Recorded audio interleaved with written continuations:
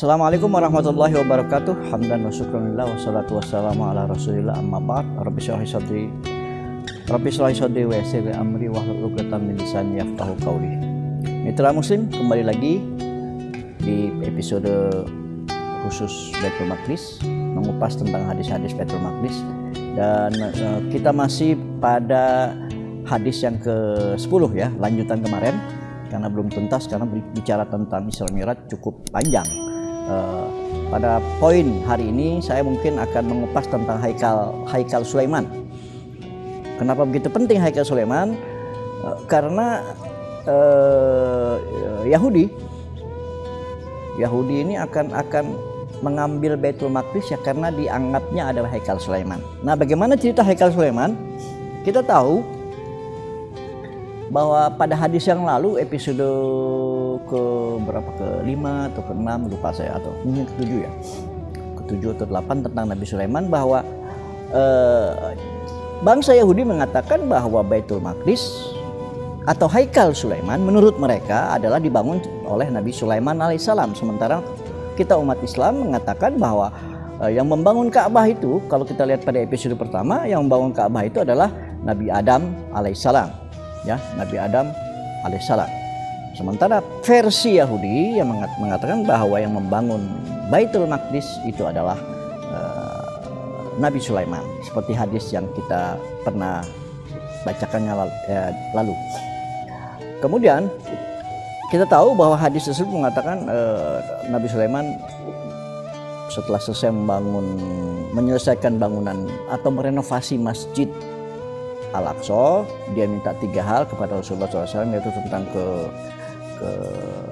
kerajaan, tentang hakim, tentang sholat di sana sehingga diampuni dosa dan sebagainya.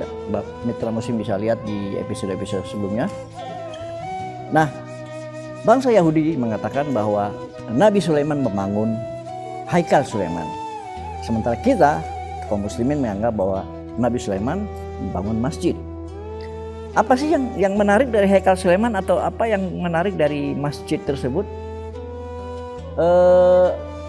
Dikatakan bahwa dalam Haikal Sulaiman itu ada peninggalan Nabi Musa alaihissalam, tabut ya, ada tabut, di mana di tabut ini kan seperti peti ya, peti isinya peninggalan Nabi Musa waktu nerima Taurat. Kemudian ada yang dikatakan sendalnya Nabi Musa, kemudian ada juga tongkat Nabi Musa, bahkan ada pakaiannya Harun, karena Nabi Musa kan dengan Harun pada waktu membawa Bani Israel ke Palestina pada saat itu. Nah, mereka mensucikan itu.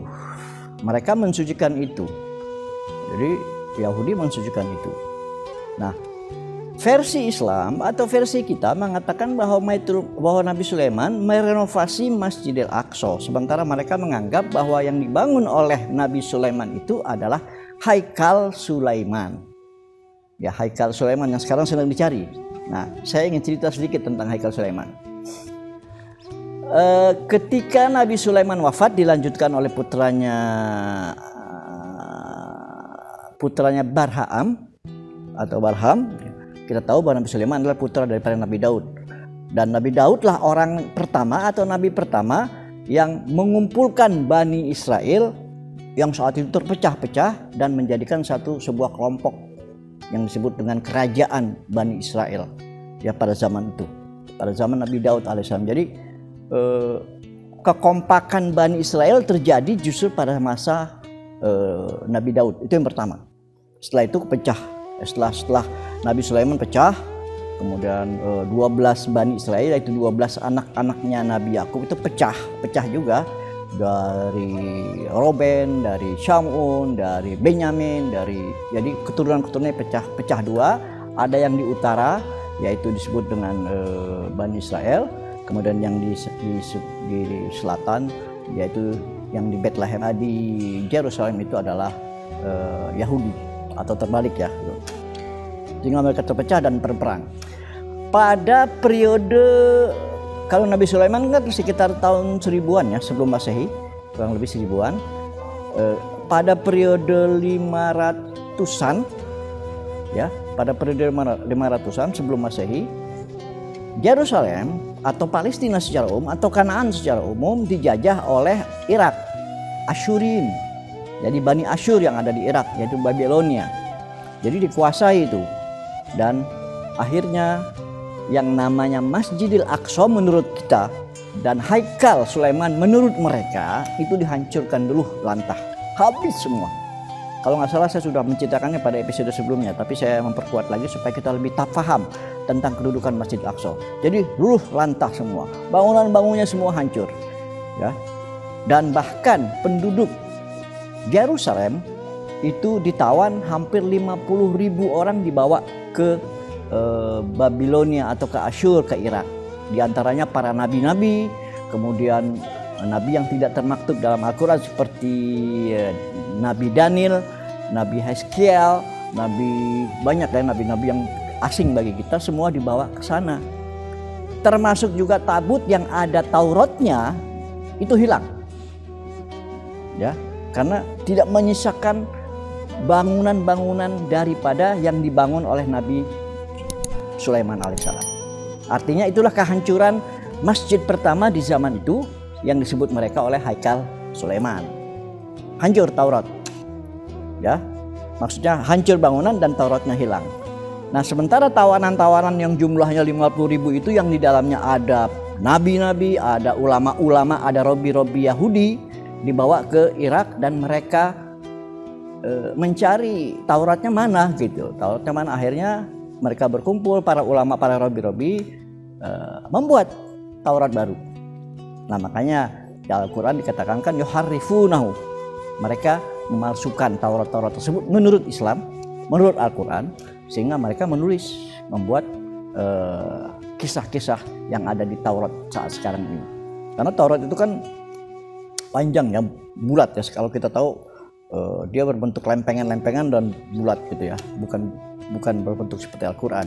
Dan Taurat itu sendiri tidak dihafal oleh bangsanya gitu, khusus dibaca oleh ulama-ulamanya saja. Tidak seperti kita, kalau kita kan hampir anak kecil 3-4 tahun sudah hafal Al-Quran, tapi mereka enggak gitu, karena mereka simpan gitu.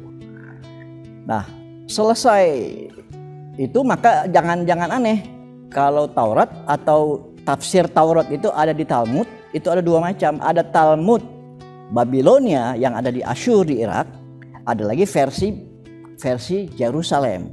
Jadi Talmud Yerusalem. Jadi Talmud ada dua macam. Talmudnya versi Irak atau Babilonia dan Talmudnya versi Yerusalem.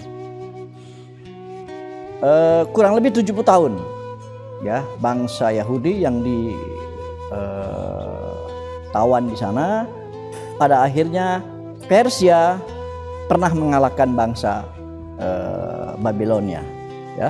Kemudian setelah menguasai Babilonia, Bani Israel atau kaum Yahudi yang ada di Irak, ada sebagian yang dibawa kembali ke Yerusalem pada masa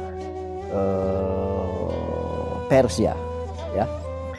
Kemudian itu terjadi pada tahun sebelum Masehi ya, sebelum Masehi 520-an gitu ya, 520-an kembali lagi ke sana. Akhirnya tahun menuju tahun dan akhirnya pada periode 20 sebelum Masehi ya, 20 sebelum Masehi dikuasai oleh bangsa Romawi ya. Jadi Masjid Al-Aqsa ini dikuasai udah berbangsa-bangsa. Tadi kan oleh Babilonia, kemudian Persia, kemudian Yunani, kemudian Romawi. Nah, Romawi itu pada masa Bombi ya, pada masa Bombi. Kemudian yang terakhir adalah Herodos. Nah, pada masa Herodos itu, Herodos kemudian membangun kembali bangunan-bangunan yang disebut dengan Baitul Maqdis, atau bangunan menurut mereka dikatakan itu adalah Haikal Sulaiman yang kedua. Nah, itu yang dibangun oleh zaman Herodes. Herodes itu orang Romawi, bukan orang Yahudi. Bahkan dikatakan Herodes itu dari Romawi tapi ibunya keturunan Arab. Bapaknya itu dari Asfahan, dari Iran, dari Persia. Wallahu alam. Bisa dicek di Google mungkin ya tentang Herodes. Dia membangun kembali itu.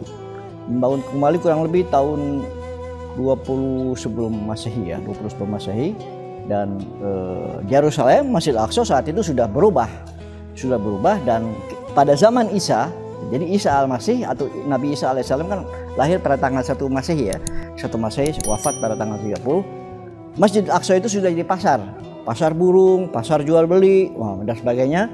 Jadi sudah berubah bentuk, bukan masjid lagi pada masa Isa kepada Nabi Isa alaihissalam.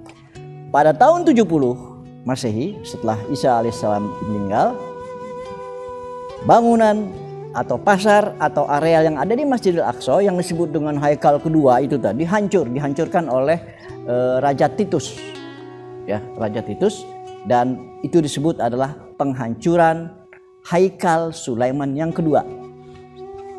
Hancur oleh siapa? Oleh pasukan Romawi, bukan orang Yahudi, karena Yahudi di sana nggak banyak, karena negara itu kan dikuasai oleh bangsa Yahudi. Setelah itu baru kemudian dibebaskan Masjid Al-Aqsa oleh Umar bin Khattab ya pada tahun 16 Hijriah ya, 16 Hijriah itu dibebaskan oleh Umar bin Khattab. Sejak Umar bin Khattab menerima kunci dari Sefranus ya pada tahun 16 ya, kalau nggak salah 16 Hijriah ya, 16 Hijriah itu dia terima, maka Masjid Al-Aqsa menjadi milik umat Islam pada saat itu, kembali lagi ke umat Islam ya. Setelah itu berselang beberapa tahun 1099 atau sebelum tahun 1099 diambil oleh Salibis dari perang salib, dan kemudian Salahuddin Al-Ayyubi dapat mengambil kembali Masjid Al-Aqsa. Sebelumnya Salibis masjid-masjid itu sudah menjadi tempat berhala-berhala ya, jadi mengganti tergantung pimpinan pada saat itu. Kalau pimpinannya Romawi maka dia buat patung-patung. Jadi di sekeliling Masjid Al-Aqsa saat itu sudah berganti-ganti ada salib, bahkan di Qubbatus Sakhra itu dulu di dalamnya ada salib itu, dan Salahuddin sendiri yang mencabut salib yang ada di Qubbatus Sakhra. Nah, Qubbatus Sakhra itu baru dibangun setelah zaman Muawiyah, zaman Abdul Malik bin Marwan. Jadi zaman Khalifah Muawiyah itu baru dibangun kubahnya, baik kubah yang kuning, yang warnanya kuning, maupun kubah yang ada di Masjid Kibri yang berwarna hitam. Itu dilanjutkan oleh putra dari Abdul Malik, yaitu Walid bin Abdul Malik. Jadi periode itu Masjidil Aqsa direnovasi ulang. Kemudian tembok-tembok yang ada di sekitar itu juga dibangun oleh selain Herodes, oleh Al-Qanuni zaman Khalifah Utsman. Jadi The Magnificent Sulaiman Al-Qanuni, kita tahu mungkin di periode Sulaiman Al-Qanuni. Nah, setelah hancur Masjid Al-Aqsa yang kedua atau Haikal Sulaiman yang kedua menurut mereka, maka mereka meratapi sedih karena Haikal Sulaiman yang dibangun oleh Nabi Sulaiman itu, atau masjid yang dibangun Nabi Sulaiman itu hancur luluh lantas, sehingga mereka meratapi di situ. Nah, sehingga tempat yang ada di Burok itu, yang kalau kita ukur kira-kira luasnya itu 47 sampai 50 meter, tingginya itu 18 meter, kemudian itunya 4 sampai 3 meter bangunannya. Nah, itu dijadikan tempat mereka meratapi atas hancurnya Haikal Sulaiman, sehingga pada tahun 1967 ketika bangsa Yahudi, bangsa Israel dapat menguasai negara tersebut, maka tujuan utama mereka pertama adalah bagaimana menyelamatkan sisa daripada Haikal Sulaiman menurut mereka, yaitu tembok-tembok Burok tadi, sehingga mereka melakukan sholat di situ. Mereka akan melakukan ibadah di situ. Pada tahun 1967 sebetulnya tempat tersebut bukan seperti sekarang. Dulu di situ kan ada perkampungan yang dibangun oleh orang-orang Kan'aniyun Palestina. Itu ada sekitar 120 keluarga. Nah, sejak tahun 1967, sejak Israel menguasai tempat tersebut, dihancurkan ya. Bukan dibeli, dihancurkan, dan akhirnya menjadi sebuah lapangan. Dan tempat tersebutlah sekarang, mungkin kalau mitra muslim bisa melihat di layar, Ini kondisi yang baru. Kondisi yang baru setelah tahun 1967. 67 di mana Yahudi, bangsa Yahudi melakukan ibadah di tempat itu. Sebelumnya belum begitu. Bahkan mereka dulu meratapinya bukan dari situ tapi dari Bukit Zaitun. Baru kemudian setelah menguasai 1967 baru diambil oleh pihak mereka karena mengatakan itu adalah salah satu peninggalan dari haikalnya Sulaiman, yaitu Nabi Sulaiman alaihissalam. Nah inilah kira-kira peristiwa peristiwa perebutan Masjid Al-Aqsa yang sampai sekarang masih terus berlanjut. Makanya itu Yahudi atau Israel sampai sekarang mempersiapkan diri untuk mencaplok kembali Masjid Al-Aqsa yang disebutkan bahwa di situ ada haikal Sulaiman, peninggalan Nabi Sulaiman. Di mana persisnya? Mereka mengatakan adanya di Qubbatus Sokhra, yaitu yang ada tempat mi'rajnya Rasulullah atau Kubah Kuning. Sehingga sebetulnya kalau mitra muslim mau tahu, bangsa Yahudi atau Israel ini sudah menyiapkan persiapan-persiapan. Jadi apa-apa yang akan diletakkan di dalam Masjidil Aqsa atau Haikal Sulaiman itu mereka sudah siapkan. Tinggal dihancurkan saja Baitul Maqdis, baru mereka akan membawa alat-alat yang mereka siapkan untuk ditaruh di dalam Masjidil Aqsa. Inilah sebenarnya mitra muslim apa yang sedang terjadi saat sekarang ini. Bangsa Yahudi, bangsa Israel sudah menyiapkan diri untuk menciptakan, membangun kembali Haikal Sulaiman menurut mereka, atau merubah Masjidil Aqsa menjadi peninggalan yang disebut dengan Haikal Sulaiman. Dan persiapan-persiapan itu sudah disiapkan dari puluhan tahun. Ini sudah diproyeksikan begitu puluh tahun, bahkan Israel juga mencoba masuk lewat terowongan-terowongan. Kemudian saat sekarang ini juga sedang mencoba bagaimana cara merebut kembali Masjid Al-Aqsa. Bahkan 3-4 tahun yang lalu setiap orang yang melakukan sholat di Masjid Al-Aqsa harus melewati pintu X-ray di mana. Ini sudah cara-cara mereka supaya mempersulit kita melakukan ibadah di sana. Kemudian setelah itu maka akan dicaplok seluruhnya Masjid Al-Aqsa oleh kaum Zionis Israel yang saat sekarang ini masih saja mengincar Baitul Maqdis, mau dijadikan Haikal Sulaiman. Bagaimana dengan kita umat Islam? Kita tidak boleh diam. Itu adalah wakaf kaum muslimin. Kita sebagai umat Islam harus bisa mempertahankan Masjid Al-Aqsa, masjid kedua yang dibangun oleh Nabi Adam, kiblat pertama yang dilakukan oleh umat Islam, umat Nabi Muhammad SAW. Dan kita sebagai umat manusia, sebagai umat muslim terbesar di dunia, Indonesia tentunya punya rasa tanggung jawab bagaimana caranya kita mempertahankan masjid tersebut untuk tetap berada di bawah kaum muslimin, bukan Indonesia saja tapi seluruh dunia. Dan kita harus protes bahwa Masjid Al-Aqsa harus tetap berada di bawah kungkungan, di bawah tangan umat Islam, karena masjid itu merupakan masjid yang suci ketiga setelah Masjidil Haram, kemudian Masjid Nabawi, dan ini adalah Masjidil Aqsa. Demikian mitra muslim, lanjutan daripada hadis yang ke-10 ya. Yang ke-10, dan hari ini spesial, mungkin kita bicara tentang sedikit tentang tembok ratapan atau Haitul Mabkah yang ada di Burok ya, di Burok. Mudah-mudahan bagi mitra muslim yang belum pernah datang ke Masjid Al-Aqsa untuk melihat langsung peristiwa Isra Mi'raj, peninggalan-peninggalan zaman dahulu, bisa bergabung. Kita sama-sama melihat peninggalan para anbiya yang ada di Palestina secara umum, maupun tentunya dapat melakukan sholat di Masjidil Aqsa, karena kita takut. Wallahu alam apakah Masjid Al-Aqsa bisa bertahan atau tidak, wallahu alam, saya tidak bisa memprediksikan, tapi mudah-mudahan Al-Aqsa tetap berdiri tegar selama kaum muslimin berduyun-duyun dapat datang ke Masjid Al-Aqsa untuk melakukan sholat berziarah ke sana, untuk menakutkan jiwa mereka bahwa umat Islam masih kuat, umat Islam masih kompak, dan mereka tidak serta-merta mau merebut Masjid Al-Aqsa dari tangan-tangan kaum atau warga Palestina yang saat sekarang ini berada di lingkungan Masjid Al-Aqsa. Lebih kurangnya mohon maaf.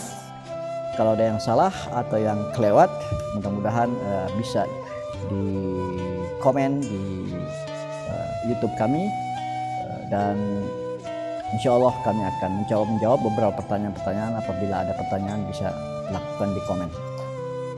Lebih kurangnya mohon maaf. Wallahul muwaffiq ila aqwamit thariq. Wassalamualaikum warahmatullahi wabarakatuh.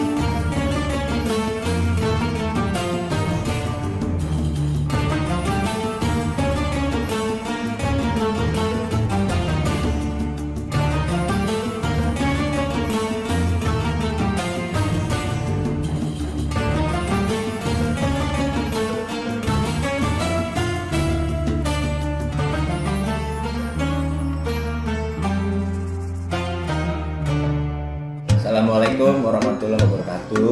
Buat teman-teman yang pengen tahu soal sejarah Islam, bagaimana sejarah Nabi, latar belakang Nabi, silakan pantengin YouTube-nya Cahyani TV. Situ teman-teman akan mendapatkan informasi tentang sejarah Islam dan nabi-nabi dari Ustadz Benny Hamdi. Jangan lupa nonton ya.